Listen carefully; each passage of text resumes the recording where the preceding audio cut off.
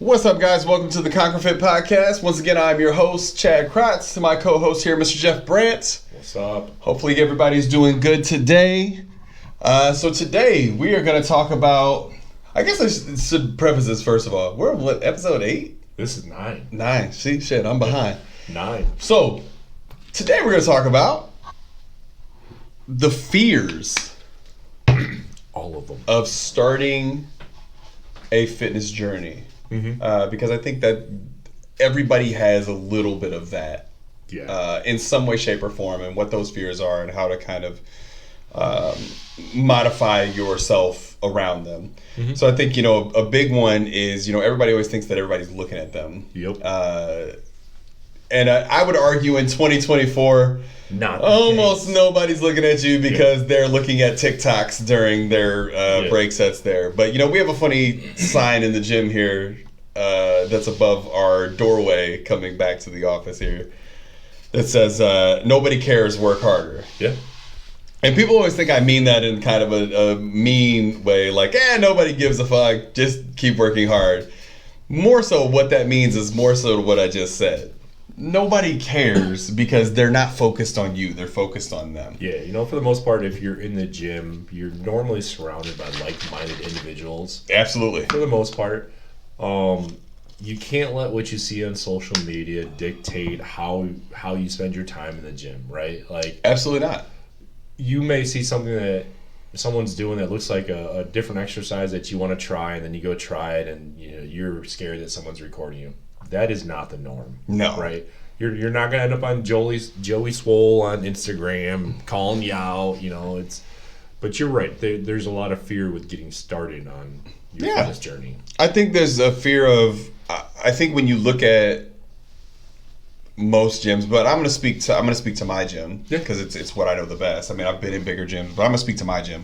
My gym being a private, smaller gym, I think the intimidation can go two ways. I think it's being here by yourself. Mm-hmm. Like, oh, shit, this is kind of scary. Like, what if I get hurt? What if something happens? And I think the flip side of that is, because I have clients ask me all the time, I don't want to come and, train there when you're with clients, man. I don't want to interrupt you. I'm like, well, that's kind of the point. Like, you're not interrupting me. Like, the point is for the stuff to be used.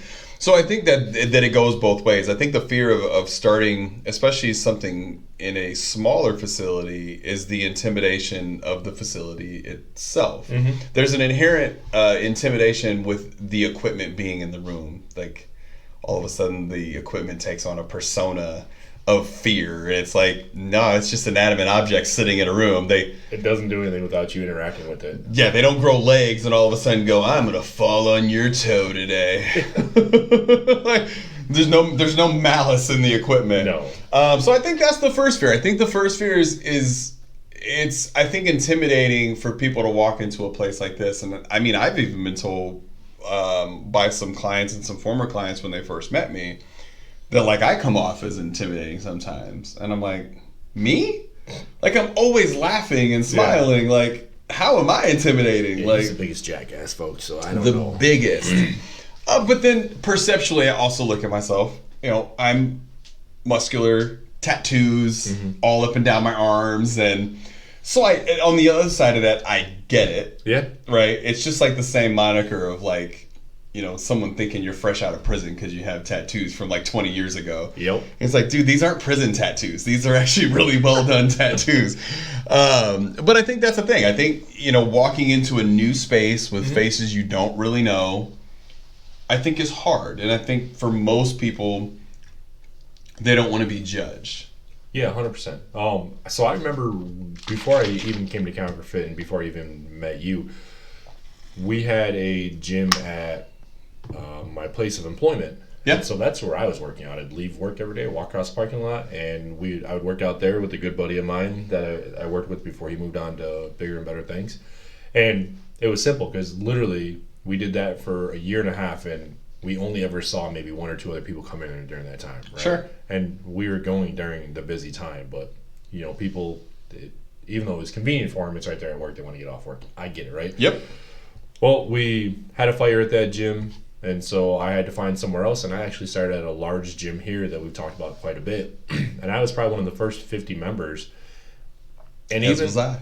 even though I had been working out, every day, 6 days a week for the last year and a half, I had, the butterflies, like going into such a big commercial gym that's brand new. Yeah.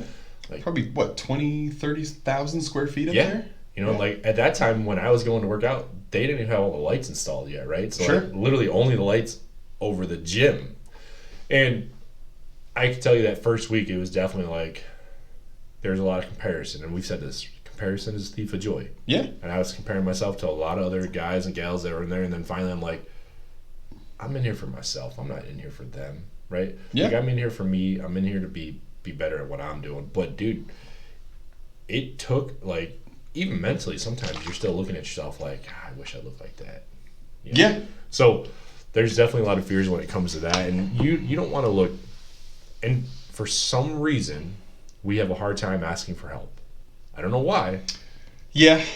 It just happens. I think it's for fear of what that person's going to say, or that they'll say no, or, and I've kind of gotten into this being a trainer where everybody's like, oh, well, you should say something if you see somebody doing something poorly. And I was like, I used to. Mm-hmm. Until you do it to, some guy who thinks he knows everything. Yeah.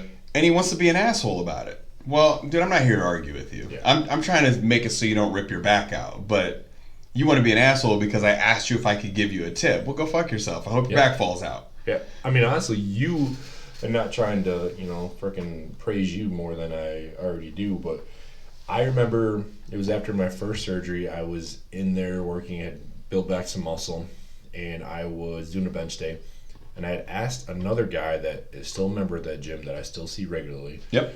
Hey, would you spot me? And it was 225 pounds on the bar. Yeah. I said, I'm only going to go for 2 or 3.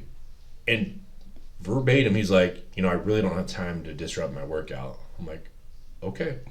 I said, don't worry about it, man. You're so important. Yep. Sorry, dude. And so, Chad, you were actually with the client at that time. And so I walked over. I said, hey, man, my name's Jeff. I don't know you. I see you in here training people.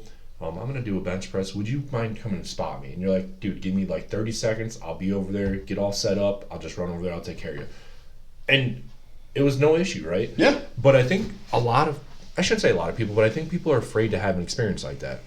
And you have to remember, there's going to be people in the gym that are going to be like that. You're going to have assholes in every walk of life. But I tell you what, if you see guys like Chad and I, and you ever ask us for a spot, I'm not going to tell you no. I'm not going to tell you no.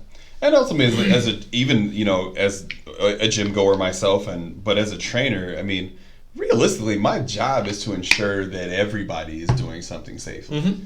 Not just my clients. I don't want to see anybody get hurt, man, because I know what that means to that journey. But I think, you hit it on the head. For someone to say, oh, man, I don't have time for that 30-second set that it's going to take you for me to help you because it's going to disrupt my workout. And I think, you can look at some different gym models in some different areas. I would argue the difference between my gym, maybe Top Shape or, some of these other commercial gyms. The fear of is always judgment, right? Someone's judging me by what I do, what I look like, what I this, that, and the other, whatever it is. I think not to throw them under the bus kind of, but Planet Fitness and this whole no gym intimidation thing, which is a made up word. I would argue that the gym is the safest place because everybody realistically has the same goal.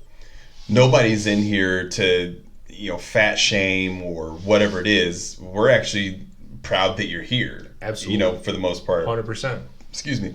So I think, them with the model that they have, because if you've ever been to a Planet Fitness, guys, they have the lunk alarm. And I've actually seen more people get chastised in those facilities for doing things correctly than for the people that are doing everything wrong that's going to get them hurt. Yeah. So you say there's no judgment here.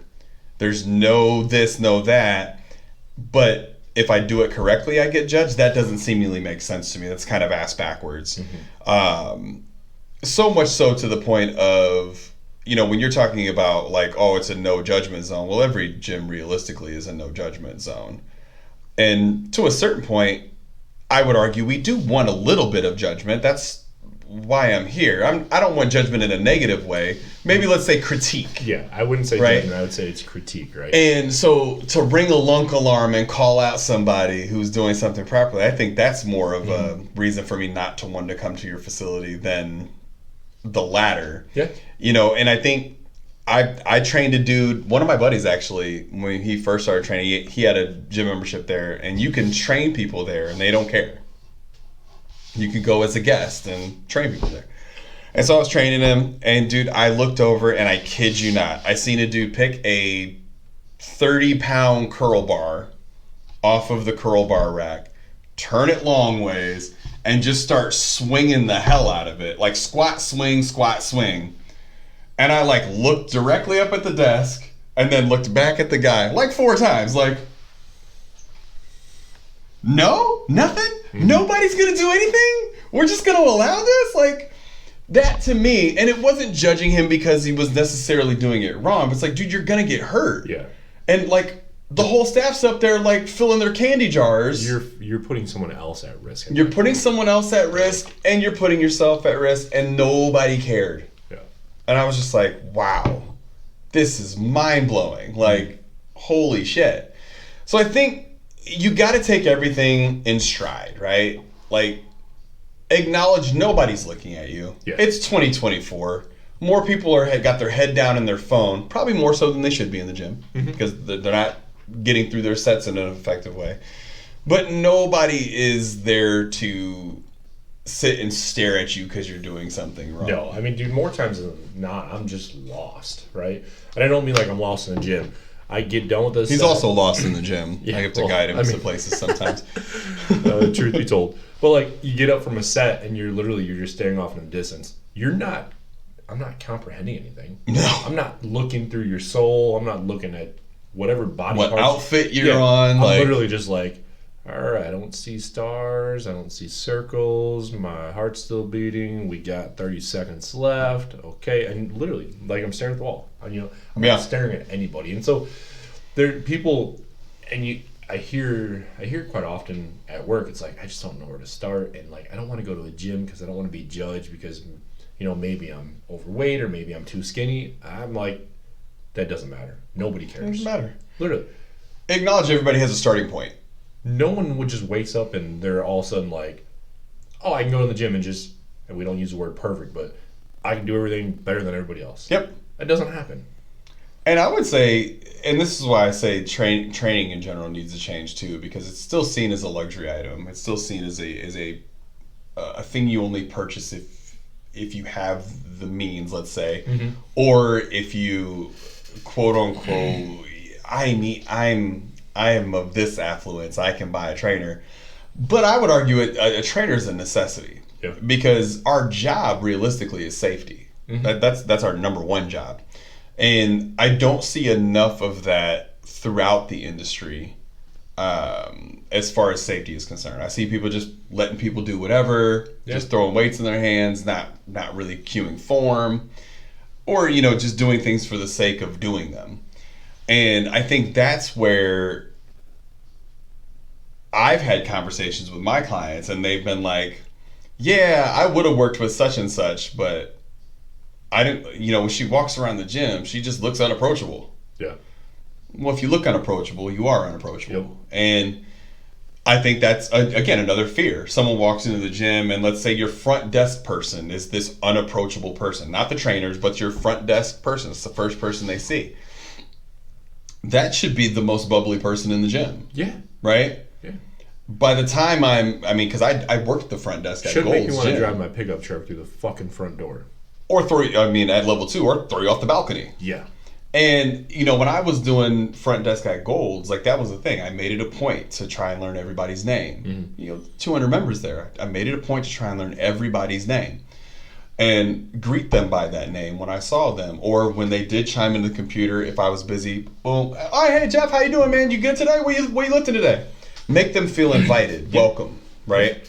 And that's where the rapport begins. And then it extends out to the floor where the trainers are walking around, or should be walking around when they're not with clients, trying to drum up business. But I think that's the thing. The intimidation factor comes from this perception that trainers are untouchable unless you're working with them, and that's not the case. You know, when I walk into the gym and the staff is like a super asshole, that everybody in the gym is an asshole. Yeah. And that's just a big problem, and it's a lot of problems in, I think, almost every service industry at this point in time. But I think when you get you can compare it to a restaurant, right? We've all been to restaurants where we've had really bad experiences. But I've been to restaurants where I've had phenomenal experiences. And even if the food maybe wasn't the best of the best, I would still go back there because I was treated so well. Yeah. Whereas the opposite is true too. The food's really slamming good, but you can't get your head out of your ass to serve people, so I don't want to go there. And case in point, last night we made a reservation for 6:15 at a local restaurant here, which the food ended up being phenomenal. But we first get there and say, we're looking at like 35 minute wait. Now we got there like 6 minutes before our reservation time. And I'm like, what do you mean 35 minutes? What was the point of the reservation then? Like, why did I even bother? I could have just walked in and been like, yeah, give me a table. Oh, 35 minutes? Cool. I'll just stand over here. And so I think that's, but they totally turned it around. It ended up being maybe 25 minutes, and I'm ballparking there. Yeah. And immediately, as soon as like a table was starting to come available that she needed to clean, the hostess, she's like, hey guys, I'm just letting you know I'm getting your table ready right now. I'm getting it ready for you. Oh, I appreciate it. No problem. Comes back, all right guys, we're ready for you. Sits us down, waiter comes over. Now, I don't know how you guys feel about servers, but for me, a server that is honest is the best server I could ever have. So my wife and a friend of ours were both going to order their pad thai, which comes with tamarind. So they're like, we've never seen this listed for pad thai before. What is tamarind? And this young man, he goes, I'm going to be honest, man, I don't really know what it is.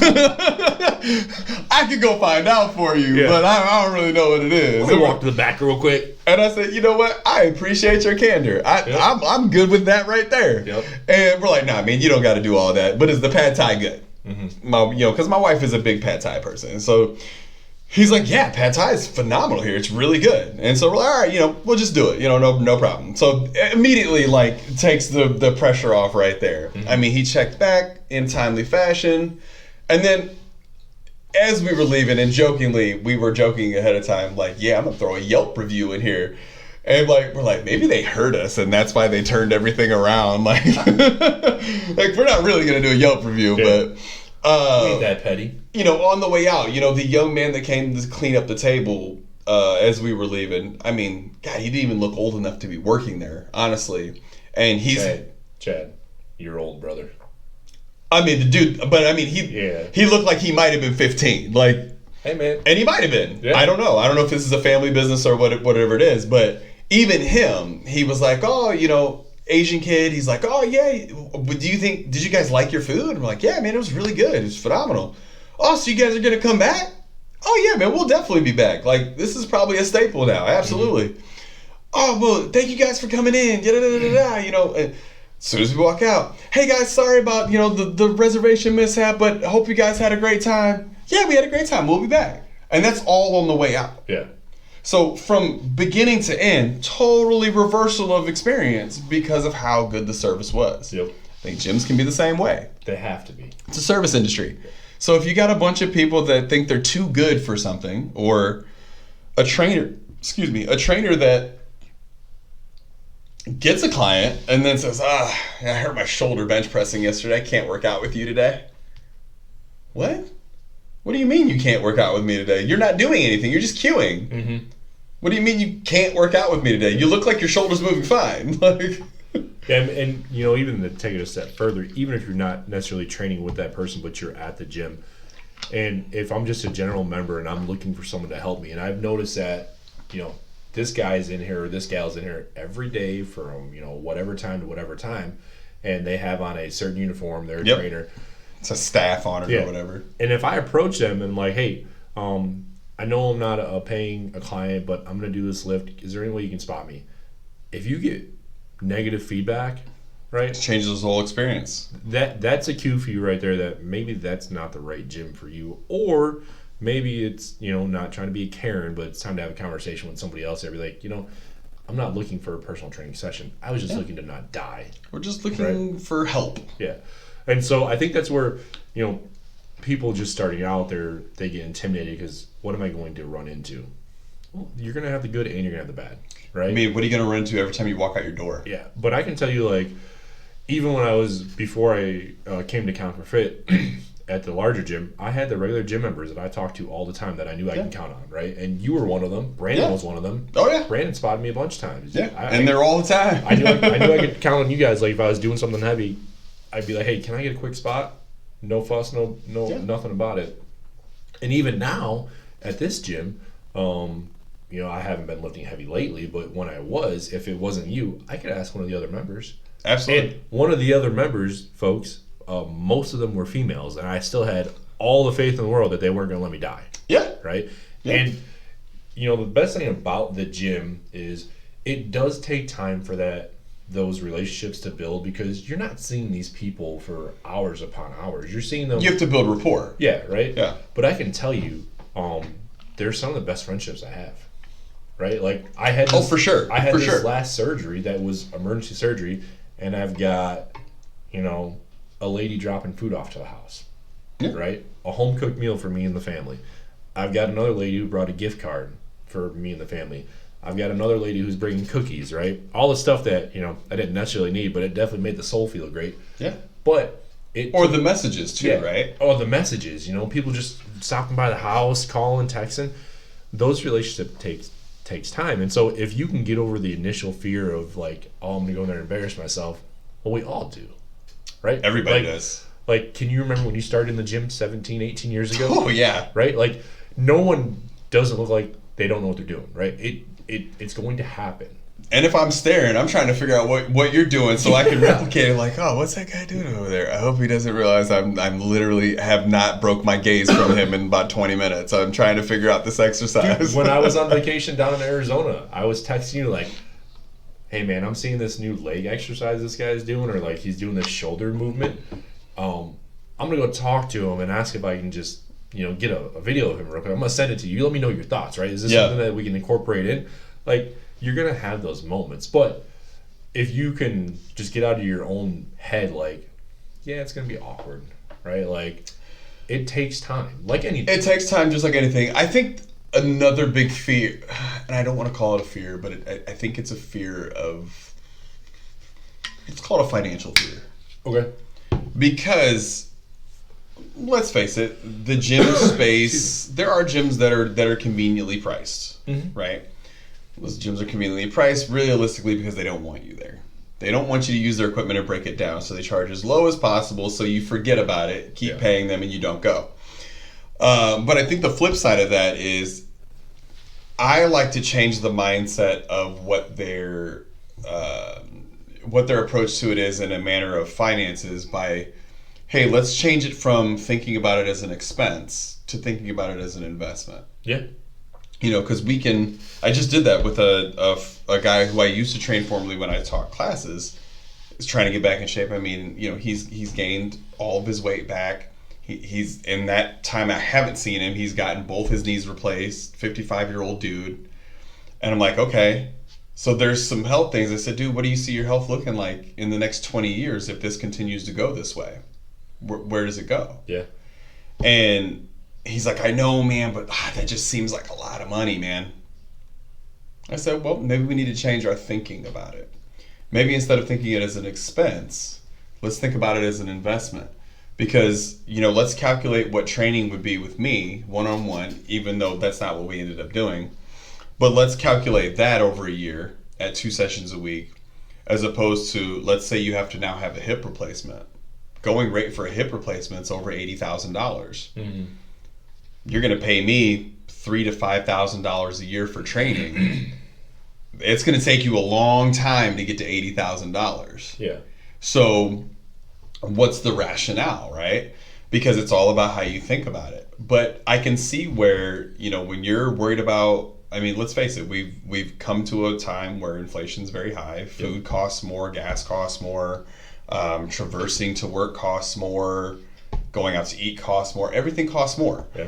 And so when you're looking at something like a gym membership or training or anything, and that number comes across, and you go, oh man, that might be the difference of me like feeding myself. Yeah, or getting to work. And that's not what it's meant to be, So it's changing that mentality, because I think we can all, myself included, look at our finances and go, okay, I actually probably could make that happen if I got rid of this, and this, right? Yeah.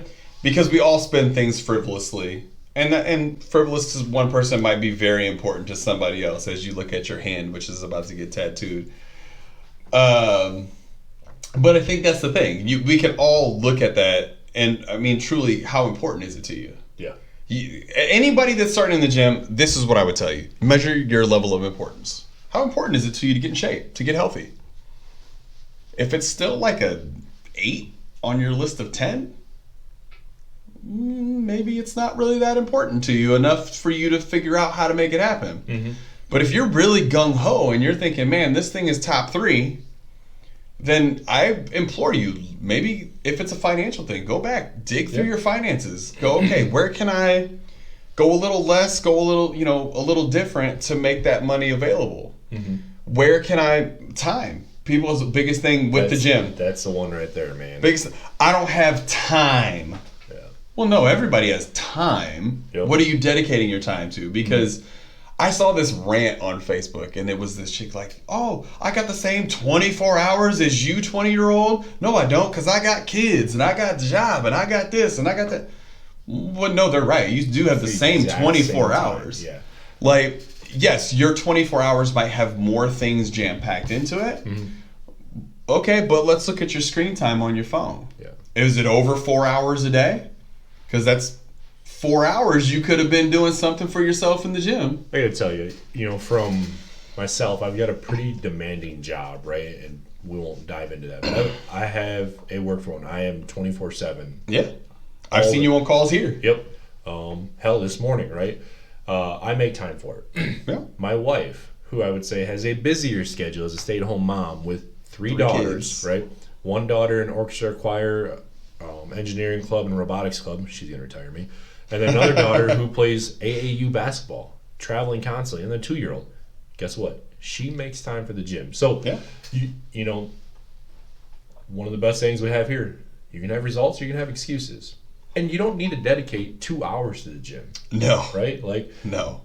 Honestly, there was a time where I could get in and get out in, 45 minutes to an hour, and I had a really good lift. Now, I was doing it a little bit more often, right? And then there was days he navigated to 3.5 to 4 hours in the gym. Those are the best days. Best days of my life. 94 shoulder presses later. It's like, dude, what are you even still doing here? I left and came back, and you're still here. Oh, man.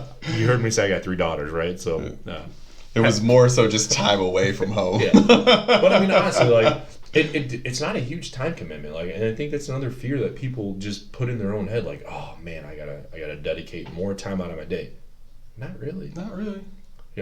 No more time than you dedicate to just sitting on your phone. Yeah, and I was actually, you and I were talking because I'm thinking about switching up a couple of my days. I come in the evening, except for on Saturdays and Sundays. That's when I come in the morning. Yep. But I'm thinking about switching up a couple days a week, so that way my wife and I can have a little bit more time together along with the kids, but also maybe get out of a different financial situation with a different gym that's driving me fucking nuts.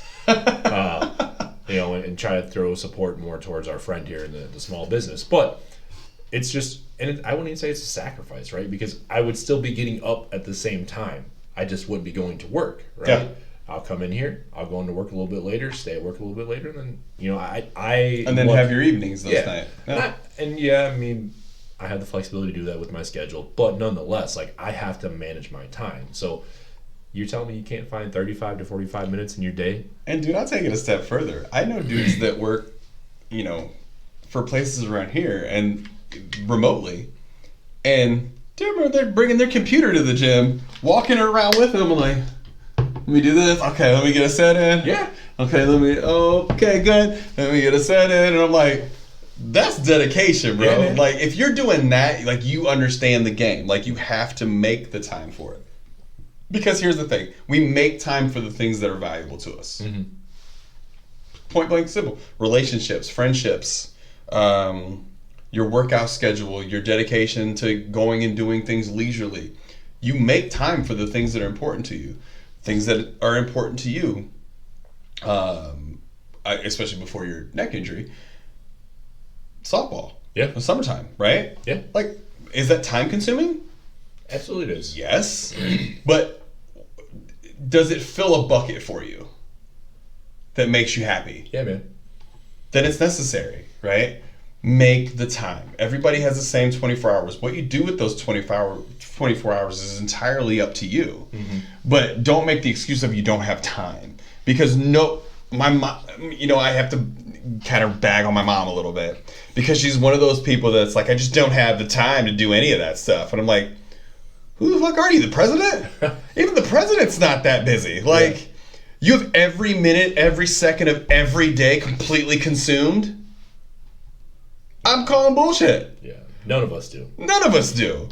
And, and there might be times where you do, right? There may come that day, time, whatever it is, where, yes, this week I'm slammed.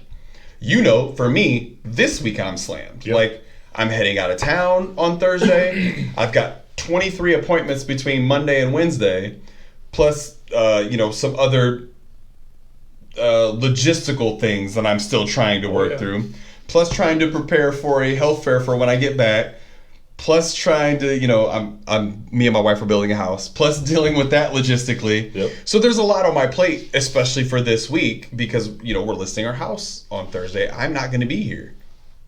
So all of those things, yes. So this week, yes, I would say I'm too busy, but guess what's still going to happen?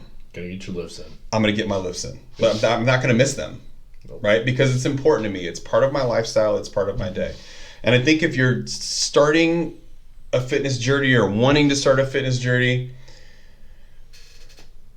I always like to say this to clients, especially ones that have children, and you have to be a little selfish to be selfless. Mm-hmm. Right?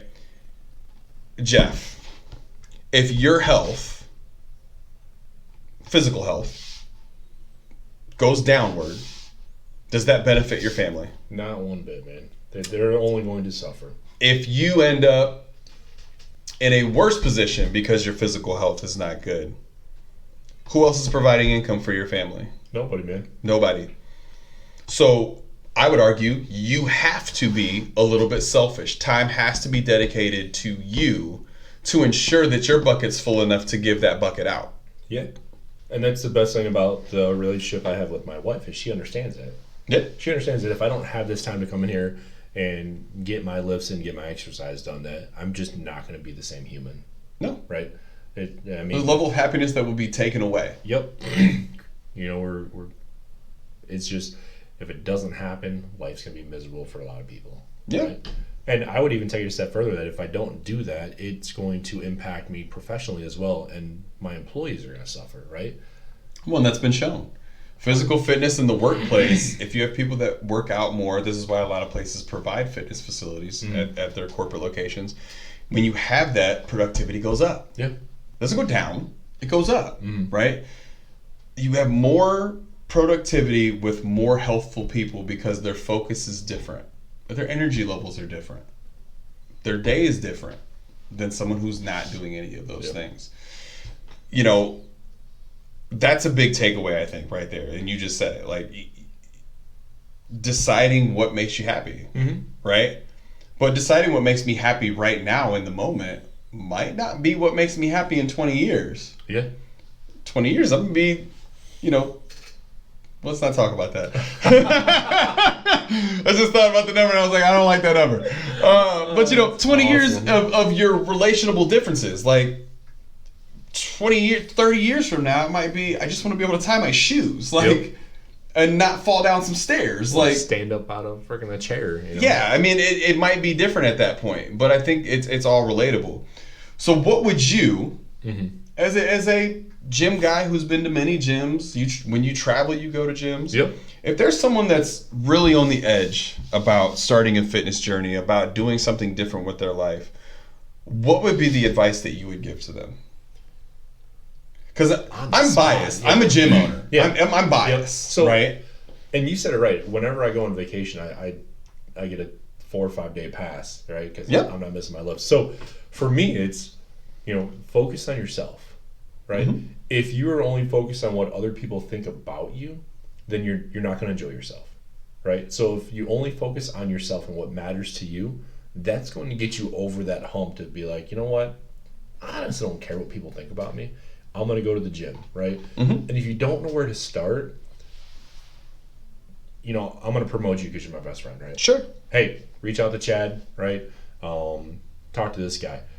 But if you don't even want to do that, Google, right? Cool. Dude, get online. Do something. Yeah.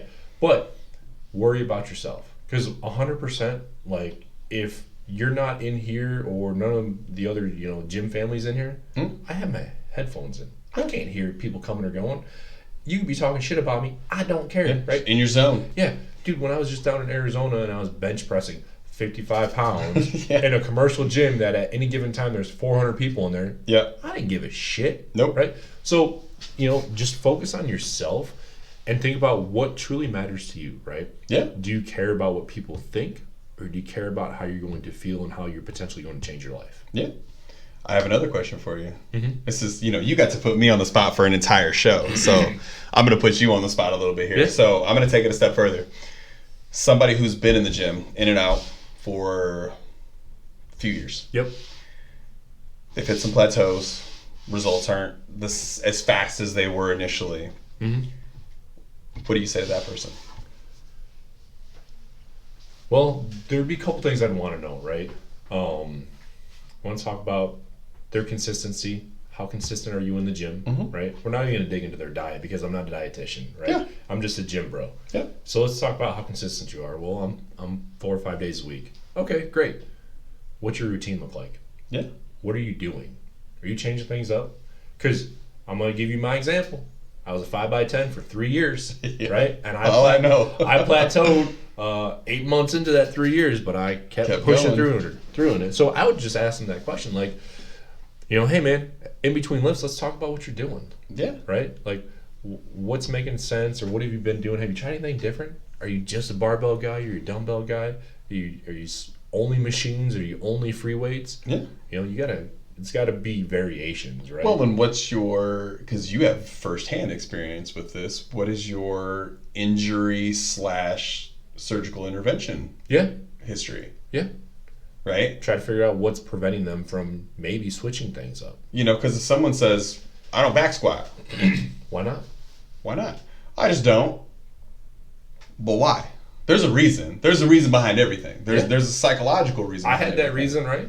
You had that reason. It wasn't a great reason, folks. I just had a reason. You just had a reason. And but I think we have to decipher that reason. Mm-hmm. If we're truly going to help somebody, whether it be me with a client or a patron, or you with someone who's just in the gym with you, and they're just kind of putzing around that day and you're wondering what's going on. Yeah.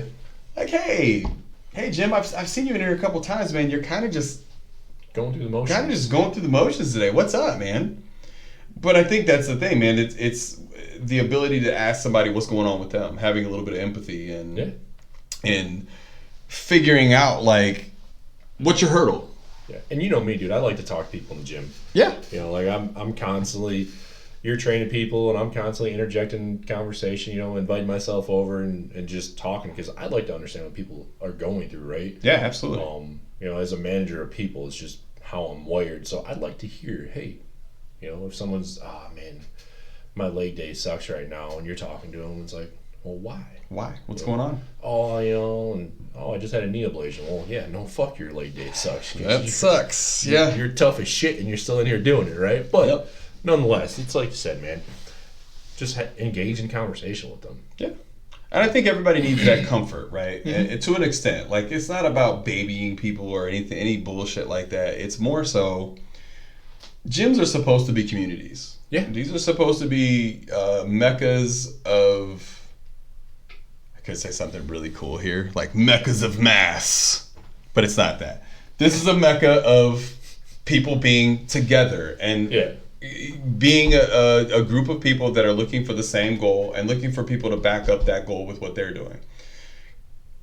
There's no better thing than having somebody in the gym, especially if you're having an off day and things just aren't going your way as far as your lifts are concerned, your energy's off and all that shit. There's nothing better than having someone else in the gym with you just being like your biggest cheerleader. Yeah. And helping to push you a little bit, right? 100%. And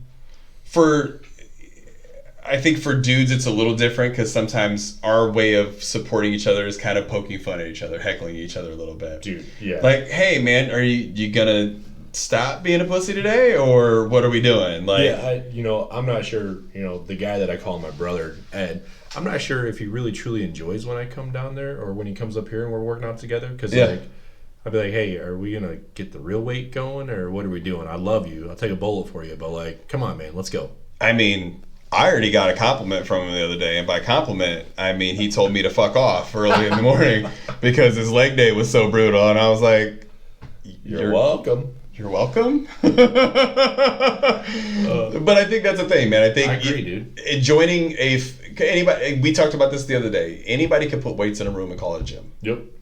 But a gym is a vibe, man. It's a community. It's an energy, and if the energy is off, and it feels awkward, and it feels out of place, and it feels like a place I don't want to be, I'm not going to be there. And don't let that discourage you from trying to find the right place, right? Find the right place for you. Don't let that, oh man, I started off at gym ABC and it just wasn't for me, so I just stopped going to work out altogether. Yeah, I just stopped fitness. And like we said, it does take money, it costs a little bit, but find the next spot. Find the next spot. Because that's what I did, right? And know the difference between a franchise model gym and a private gym. Yeah. Private gym's probably going to be a little more expensive. It's going to be... Because it's private. It's not... I can't say that it is compared to the other one, but, nonetheless... we all know why that one. But, yeah, so find the gym that works best for you, right? And, we'll never sit here and tell you that this gym sucks or that gym sucks. We'll tell you which ones we prefer. Yeah. Right? And yeah, it's a little biased because we're shooting a podcast at Konquer Fit, right? And so called the Konquer Fit Podcast. Yeah. So like this is patent pending. Yeah, this is your baby. This is your home, right? And it's been my go-to place for the last coming up on 3 years. So, but nonetheless, find a gym that works for you. And if it doesn't have the right vibe, don't just give up on your physical fitness. Go somewhere else. Find another place. Yeah, absolutely. Man, we got into it there. Yeah. That was pretty good. Yeah, man. But yeah, it is what it is, guys. Yes, I own a gym. There, I do have a little bit of a bias. That's why I wanted you to answer some of the questions today. But again, you got to start your journey somewhere. And, I know the comfortability that my clients have and that we have here. And I know I've been in other gyms where that just wasn't the thing. But again, that gym worked for the other, 127 to 200 members that are at that gym. Like, you've got to find a place that's for you and where you feel like you fit into this equation. Because ultimately speaking, it's only going to benefit you and, your health and your fitness and your wellness journey is important. And if you just stray away because you're afraid of the facility or the people or the whatever, the staff, that's never going to get you to anywhere but unhealth. And for me, I want to see my community be as healthy as possible. Yeah. I'm in no way, shape, or form a guy that wants to own a 30,000 square foot gym. That sounds miserable to me.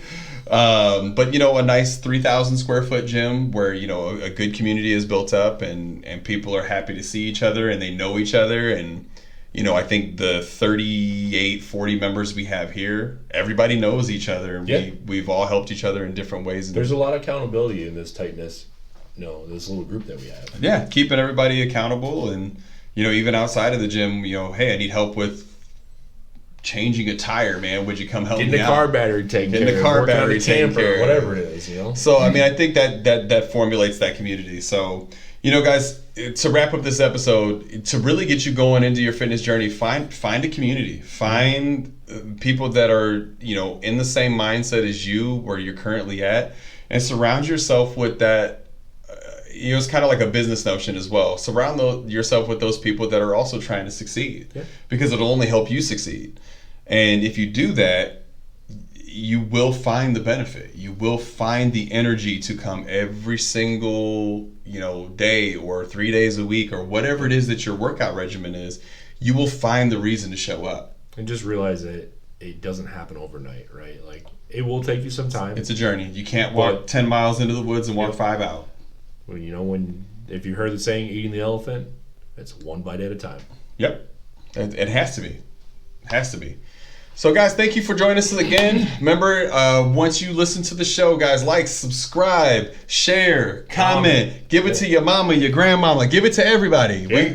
We were trying to get the message out, you know, about fitness for the average Joe, average society, not people that are trying to be the best at, you know, bodybuilding or the best at this. Like, yes, there is a place for those people, but we want you to be the best at health. Yeah, and be here a long time and move well. So with that being said, guys, just remember the number one rule here: just don't die and just don't suck. Thanks, guys. We'll see you next time. Later, folks.